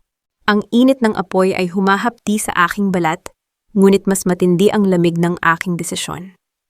Niyakap ko ng mahigpit si Mila, itinatago ang kanyang mukha sa aking dibdib upang hindi niya makita ang bangungot na kasalukuyang nagaganap. Sa loob ng nagbabagang bodega, nakita ko si Rafael. Ang kanyang mga braso ay nanginginig, ang kanyang mukha ay puno ng uling at pawis, habang pilit niyang itinatayo ang isang malaking poste ng kahoy na nagbabantang dumiin kay Beatrice. Thea, umalis na kayo, huwag niyo na kaming intindihin. Ang sigaw ni Rafael ay halos malunod sa ingay ng naglalagablab na apoy at sa tunog ng nagbabagsakang mga bahagi ng bubong. Hindi ako kumibo. Ang aking lohika ay nagsasabi sa akin na tumalikod na at hayaan silang lamunin ang kanilang sariling mga kasalanan. Ngunit nang maramdaman ko ang mahigpit na kapit ni Mila sa aking damit at ang kanyang mahinang paghikbi, alam kong hindi ko pwedeng hayaan na ang huling alaala niya tungkol sa kanyang ama ay ang isang lalaking namatay sa gitna ng apoy nang walang ginawang tama. Nanay, si Papa. Ang bulong ni Mila ay sapat na para basagin ang pader ng aking pag-aalinlangan. Lumingon ako sa mga bumbero at mga sakada na kapararating lang. Ang tunog ng mabilis na pag-agos ng tubig mula sa mga hose ay nagsimulang lumaban sa bagsik ng apoy. Itinuro ko ang direksyon ni na Rafael. Doon may 2 tao sa ilalim ng gumuhong poste, bilisan nyo bago tuluyang gumuho ang buong istruktura. Sa gitna ng usok, nakita ko ang pagpasok ng mga rescuers. Gamit ang kanilang mga kagamitan, pilit nilang inangat ang poste. Nakita ko si Rafael na dahan-dahang bumigay ang kanyang katawan, ay bumagsak sa sahig habang pilit pa ring inaabot ang kamay ni Beatrice para hilahin ito palabas. Ngunit si Beatrice ay tila nawala na sa sarili. Ang kanyang mga mata ay nakatitig sa nagliliyab na mga papeles na hawak niya kanina, ang mga dokumentong inaakala niyang magbibigay sa kanya ng kapangyarihan na ngayon ay nagiging abo na lamang. Ang pera ko! Ang lupa ko! Ang paulit-ulit na bulong ni Beatrice habang hinihila siya ng mga bumbero palabas. Wala na ang matalinong abogado. Ang naiwan ay isang babaeng tuluyan nang nilamon ng kanyang sariling obsession. Nang mailabas si Rafael, ang kanyang damit ay sunog sa maraming bahagi at ang kanyang balat ay may mga malalalim na paso. Inilapag siya sa damuhan malayo sa init ng bodega. Mabilis na lumapit ang mga medical team. Nanatili akong nakatayo sa malayo, hawak ang kamay ni Mila. Dahan-dahang iminulat ni Rafael ang kanyang mga mata. Sa gitna ng sakit at hirap ng kanyang paghinga, ang kanyang paningin ay naghahanap hanggang sa magtagpo ang aming mga mata. Isang mahina at mapait na ngiti ang sumilay sa kanyang mga labi. Ligtas ba kayo? Ang tanong niya ay halos hindi na marinig, isang kaluskos na lamang sa gitna ng ingay ng mga sirena. Tumango ako ng bahagya. Ligtas si Mila. At tapos na ang lahat, Rafael. Salamat, Thea. I'm sorry po. For everything, sabi niya bago siya tuluyang mawalan ng malay dahil sa dami ng usok na kanyang nalanghap. Habang isinasakay si Rafael at Beatrice sa magkaibang ambulansya, lumapit sa akin ang pinuno ng mga bumbero. Hawak niya ang isang maliit na metal box na nakita sa loob ng bodega, ang tanging bagay na hindi natupok ng apoy dahil sa tibay ng materyales nito. Ma'am, nakuha namin ito malapit sa kinalalagyan ng lalaki. Mukhang ito ang pilit niyang kinuha bago bumagsak ang poste, sabi ng bumbero. Kinuha ko ang kahon. Ang init nito ay nanunuot pa rin sa aking palad. Nang buksan ko ito, nakita ko ang orihinal na ledger ng aking ama na nababalot ng isang lumang tela at sa tabi nito ay ang aking singsing sa kasal, ang singsing na itinapon ni Rafael sa putikan 5 taon na ang nakararaan. Nilinis niya ito. Itinago niya ito sa lahat ng panahong wala ako. Ang katahimikan ay muling bumalot sa paligid habang ang huling liyab ng apoy ay unti-unting namamatay. Ang Hacienda Montemayor ay hindi na ang lugar ng takot at pang-aapi. Ang usok na pumapaitaas sa langit ay tila nagdadala ng mga kaluluwa ng aking mga magulang patungo sa kapayapaan. Ngunit sa gitna ng aking tagumpay, isang itim na sasakyan ang huminto sa di kalayuan. Bumaba si Mireya, ang kanyang mukha ay puno ng panginginig habang tinitingnan ang pagkakaaresto kay Beatrice. Nang makita niya ako, ang kanyang takot ay naging isang desperadong galit. Akala mo ba nanalo ka na, Thea? Akala mo ba matatapos ang lahat dito? Sigaw niya habang sinusubukan siyang pigilan ng mga pulis. May isang bagay ka pang hindi alam. Ang Doña Celestina ay hindi lang inatake sa puso. Bago siya nawalan ng malay, may binanggit siyang pangalan. Isang pangalan na sisira sa buong Pag-asa de Bicol Cooperative. Hindi ako sumagot. Tiningnan ko lang siya ng may pandidiri. Ang mga banta ng mga taong nalulunod ay wala ng epekto sa akin. Ngunit habang tinitingnan ko ang palayo ng ambulansya ni Rafael, naramdaman ko ang isang kakaibang kirot sa aking puso. Hindi ito pag-ibig. Hindi rin ito pagpatawad. Ito ay ang bigat ng isang responsibilidad na alam kong kailangan kong harapin. Nanay, uuwi na ba tayo? Tanong ni Mila, ang kanyang boses ay puno ng pagod. Oo anak, uuwi na tayo, sagot ko. Ngunit bago kami tuluyang makaalis, lumapit si Attorney Beatrice na kasalukuyang nakapuso sa loob ng sasakyan ng pulis. Lumingon siya sa akin, ang kanyang mga mata ay nananatiling baliw. The cooperative is a lie, Thea. Look at the last page of the ledger. Look at who funded your success in Bicol. You were never independent. You were just another pawn in a much bigger game. Ang kanyang tawa ay pumailan lang sa gabi, isang tunog na nag-iwan ng isang malamig na katanungan sa aking isipan. Sino nga ba ang tunay na nagpondo sa akin sa Bicol? Ang akala ko ay bunga iyon ng aking sariling sikap at tulong ng mga magsasaka. Ngunit sa sandaling iyon, ang tagumpay na aking hawak ay biglang naging mabigat. Akala niyo ba ay nahanap niyo na ang butas sa aking baluti? Ang bawat salitang binitiwan ni Beatrice bago siya igapos ay itinuturing niyo sigurong isang tagumpay. Isang lason na dahan-dahang ubos sa aking paninindigan. Ngunit nagkakamali kayo. Ang isang babaeng nanggaling na sa hukay ay hindi na natatakot sa dilim. Kung ang tagumpay ko sa Bicol ay bunga ng isang laro na hindi ko alam, sisiguraduhin kung sa gabing ito ako ang tatapos sa larong iyon at walang sino man sa inyo ang matitirang nakatayo.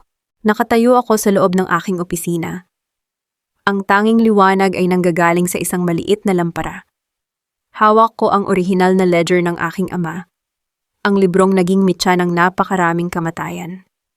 Dahan-dahan kong inilipat ang mga pahina hanggang sa marating ko ang pinakahuling bahagi, ang bahaging sinabi ni Beatrice na magpapabagsak sa akin.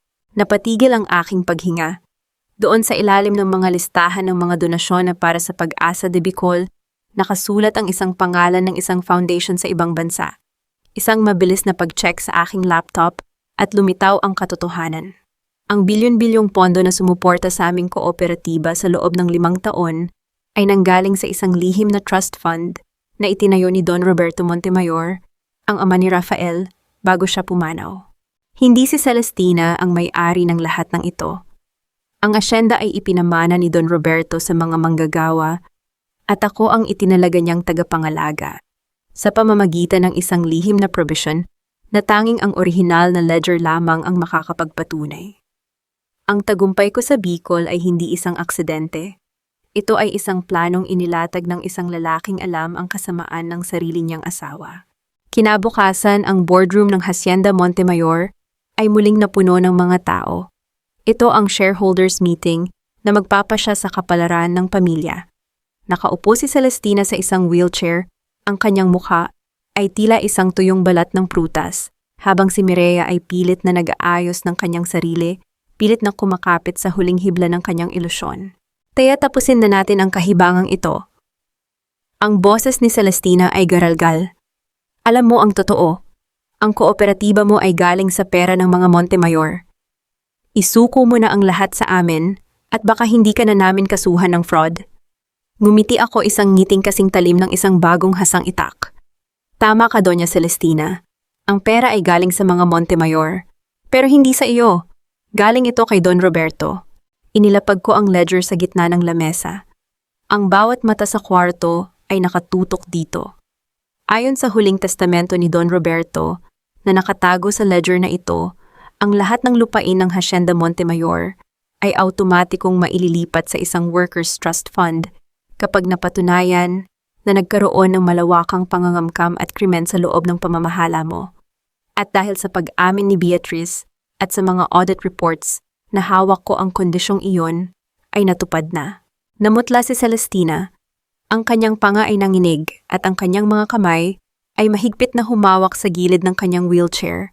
At ikaw, Mireya, binaling ko ang aking tingin sa babaeng nanginginig na sa takot. Ang mga pulis ay nasa labas na, hindi lang dahil sa pakikipagsabwatan mo kay Beatrice, kundi dahil sa napatunayan naming pagnanakaw mo sa pondo ng mga sakada.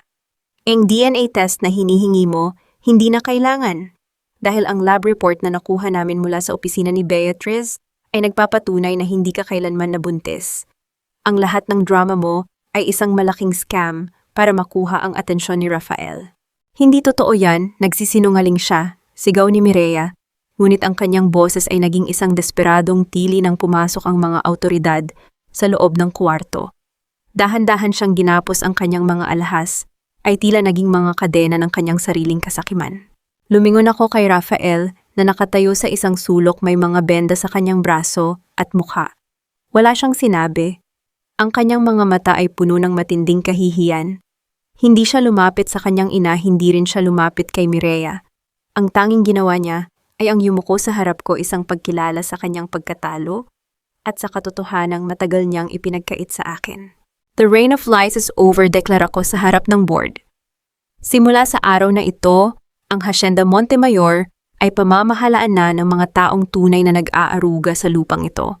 Wala nang amo, wala nang alipin. Habang pilit na inilalabas si Mireya at inililikas si Celestina, lumakad ako patungo sa bintana. Sa labas nakita ko ang daan-daang magsasaka na naghihintay. Nang makita nila ako, ang kanilang mga hiyaw ng kagalakan ay pumuno sa hangin, isang tunog na nagpabura sa lahat ng sakit ng nakaraan.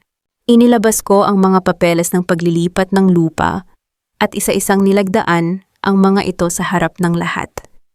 Ang bawat pirma ay tila isang selyo ng kalayaan. Ang lupang ito na minsang naging kulungan ko ay magiging paraiso na ng aking anak at ng mga susunod na henerasyon.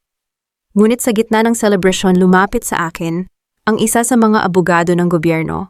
May iniabot siyang isang maliit na sobre na may pangalan ko. Ma'am Thea, iniwan po ito ni Attorney Beatrice sa kanyang selda. Sabi niya ito raw po ang huling piraso ng puzzle na hindi niyo nahanap sa ledger. Binuksan ko ang sobre. Sa loob ay isang lumang litrato ng aking ama at isang lalaking hindi ko kilala, ngunit ang kanilang mga kamay ay magkahawak habang nasa harap ng isang gusali sa Bicol. Sa likod ng litrato, may nakasulat na isang address at isang pangalan na nagpahinto sa tibok ng aking puso. Ang katarungan ay nakamit ko na, ngunit ang aking nakaraan ay tila may isa pang lihim na hindi pa handang magpahinga. Lumingon ako kay Rafael na kasalukuyang naglalakad palayo, ang kanyang balikat ay bagsak. Isang bahagi ng aking puso ang nagsasabing hayaan na siya, ngunit ang katotohanang hawak ko ay nagtutulak sa akin na habulin ang lalaking minsang sumira sa aking buhay. Rafael, sandali, sigaw ko. Huminto siya, hindi lumilingon. Ang katahimikan sa pagitan namin ay naging nakakabingi sa gitna ng masayang hiyawan ng mga tao sa labas. May kailangan kang malaman tungkol sa tatay mo. At sa tatay ko, ang boses ko ay nanginginig sa unang pagkakataon. Hindi lang sila magkaibigan, Rafael, sila ay magkapatid. Tanyuan Pundin Patering Hacienda Montemayor ay tuluyan ng gumuho sa sandaling iyon. Ang puot na naghiwalay sa amin ay nanggaling sa isang ugat na pareho naming pinagsasaluhan. Ang digmaang ito ay hindi lang tungkol sa lupa. Ito ay tungkol sa isang pamilyang pilit na pinaglayon ng isang kasinungalingang mas matanda pa sa aming dalawa. Ang akala niyo ba ay luluha ako dahil sa nalaman kong ang kaaway na halos pumatay sa akin ay kadugo ko pala? Nagkakamali kayo. Ang dugo ay isang biolohikal na katotohanan lamang, ngunit ang katapatan at dangal ay pinagtratrabahuhan. Rafael, huwag kang tumingin sa akin ng may awa o pag-asa. Dahil ang pagiging magpinsan natin ay hindi nagbubura sa bawat latay ng pang-aalipusta na ibinigay niyo sa akin. Ngayon tatapusin natin ang sumpa ng Hacienda Montemayor, hindi sa pamamagitan ng pagyakap, kundi sa pamamagitan ng pagputol sa lahat ng ugat ng inyong kasakiman. Nakatayo ako sa gitna ng balkonahe ng Mansyon Tanaw, ang malawak na lupain, na ngayon ay puno na ng mga manggagawang nagtatanim ng may ngiti. Sa aking kamay ay ang huling liham ni Don Roberto na natagpuan ko sa likod ng lumang litrato. Ang katotohanan ay simple lamang, ngunit kasing pait ng apdo. Ang tatay ko, si Teodoro, ay ang panganay at paboritong anak ni Don Roberto sa isang lihim na asawa sa Bicol. Ipinangako sa kanya ang kalahati ng asyenda, ngunit si Celestina, dahil sa takot na mawalan ng kapangyarihan, ang nagplano ng lahat upang itaboy ang aking ama at gawin siyang isang hamak na sakada sa sarili niyang lupain. Thea, hindi ko alam. Sumpaman, wala akong alam sa lihim ni Papa. Ang boses ni Rafael ay narinig ko sa aking likuran. Dahan-dahan siyang lumapit, ngunit huminto siya nang may 3 metrong distansya sa akin. Mukhang mas maayos na ang kanyang kalagayan, bagamat ang mga peklat sa kanyang mukha mula sa sunog ay mananatiling paalala ng gabing iyon. Ang kawalang alam ay hindi lisensya para maging malupit, Rafael. Sagot ko nang hindi lumilingon sa kanya. Ginamit mo ang kapangyarihang hindi naman talaga sa inyo para tapakan ang mga taong ang tanging kasalanan ay ang magtrabaho ng tapat. Ano nang gagawin natin ngayon? Tanong niya, ang boses ay puno ng pagpapakumbaba. Humarap ako sa kanya. Ang asyenda ay hindi na sa iyo at hindi na rin sa akin. Inilipat ko na ang lahat ng titulo sa Pag-asa Cooperative. Ang bawat pamilyang ninakawan nyo ng lupa ay mayroon ng share. Ikaw. Kung gusto mong manatili rito, magtatrabaho ka bilang isa sa mga manager sa ilalim ng pamumuno ng mga sakada. Wala nang espesyal na trato, Rafael. You will earn your keep like everyone else. Nanlaki ang kanyang mga mata, ngunit agad din itong napalitan ng isang malalim na pagtango. Tatanggapin ko. Gagawin ko ang lahat para maging karapat-dapat muli, sa iyo at kay Mila. Huwag mong gawin ito para sa akin. Malamig kong putol sa kanya. Gawin mo ito para sa sarili mo. At tungkol kay Mila, maaari mo siyang makita, pero sa ilalim ng aking mga kondisyon. Isang maling galaw, Rafael, at hinding-hindi mo na masisilayan ang anino niya. Pagkatapos ng aming pag-uusap, dinalaw ko si Doña Celestina sa huling pagkakataon sa ospital. Nakahiga siya roon, tila isang lantang bulaklak. Walang kibo ang mga mata, ay nakatingin sa kisame ng walang buhay. Hindi ako nagsalita ng kahit ano. Inilapag ko lamang ang orihinal na ledger sa tabi ng kanyang kama, ang librong naging Diyos niya, at siya ring naging hatol sa kanya. Ang katahimikan sa loob ng silid ay sapat na, upang sabihing ang katarungan ay nakamit na, nang walang kailangang dumanak na dugo o magmula sa isang sigaw. Paglabas ko ng ospital, sinalubong ako ng mainit na hangin ng Negros. Nakita ko si Mila na tumatakbo patungo sa akin, bitbit ang isang bungkos ng mga bulaklak ng asukal. Niyakap ko siya ng mahigpit at sa sandaling iyon naramdaman ko ang tunay na kapayapaan. Ang Hacienda Montemayor ay wala na sa mapa bilang isang simbolo ng pang-ape. Ito na ngayon ay ang Hacienda Pag-asa. Ang pader na naghihiwalay sa mga amo at katulong ay tuluyan ng gumuho. Ang bawat butil ng asukal na lalabas dito ay hindi na may bahid ng luha, kundi tamis ng tunay na pagbabago. Lumingon ako sa huling pagkakataon sa malaking arko ng asyenda. Wala na ang takot. Wala na ang galit. Ang natira na lamang ay ang babaeng bumuo sa kanyang sarili mula sa abo. Hindi ako ang biktima sa kwentong ito.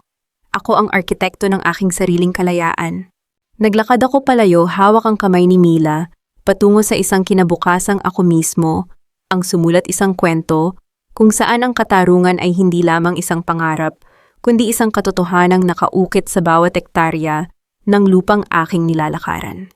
3 taon na ang lumipas mula nang ang usok ng nagbabagang bodega ay humalo sa hanging habagat dala ang mga abo ng isang madilim na nakaraan. Ngayon ang bawat paghinga ko ay hindi na amoy lason o takot. Ang bawat umagang gumigising ako sa loob ng sarili kong bahay, isang simpleng villa na nakatayo sa gitna ng asyenda, ay amoy sariwang lupa at matamis na bulaklak ng asukal.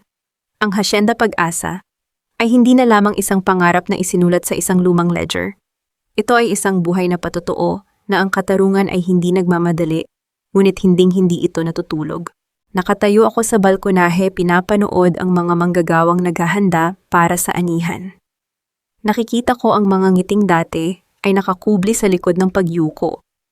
Sa ilalim ng malaking puno ng mangga, nakikita ko si Mila na tumatakbo, ang kanyang tawa ay pumapailan lang isang tunog na mas mahalaga sa akin kaysa sa anumang bilyon sa bangko. At sa tabi niya nakatayo ang isang lalaking pilit na binubuo ang kanyang sarili mula sa mga piraso ng kanyang pagkakamali. Dahan-dahang lumapit si Rafael sa aking kinalalagyan. Hindi na siya ang lalaking may suot na mamahaling suit at may mapagmataas na tingin. Nakasuot siya ng simpleng kamiseta at pantalon na may mantsa ng lupa mula sa pagtulong sa mga sakada. Huminto siya sa paanan ng hagdan, tumingala sa akin nang may paggalang na matagal niyang ipinagkait noon. Teya, tapos na ang kota para sa araw na ito. Maayos ang ani, masigit pa sa inaasahan. Sabi niya, ang boses ay matatag, ngunit may bakas ng lambing. Mabuti, sagot ko ng maikli. Siguraduhin mong matatanggap ng bawat pamilya ang kanilang bonus bago mag-alas 5. I will. Tumango siya. Pagkatapos ay dahan-dahan niyang inilabas ang isang maliit na pilos na kahon mula sa kanyang bulsa. Binuksan niya ito at tumambad ang aking lumang singsing sa kasal, ang singsing na naging saksi sa aking pagluha at pagbangon. Hindi ko ito ibinibigay sa iyo para hilinging maging asawa kita muli sa paraang dati nating alam. I'm giving this back because it belongs to the woman who saved me from myself. Kung sakaling dumating ang araw na maisipan mong bigyan ako ng pagkakataong patunayan ang sarili ko, nandito lang ako. Tinitigan ko ang singsing. Ang kislap nito sa ilalim ng sikat ng araw ay tila isang paalala ng lahat ng pinagdaanan ko, ngunit hindi ko ito kinuha. Dahan-dahan kong isinara ang kanyang kamay, ibinabalik sa kanya ang kahon.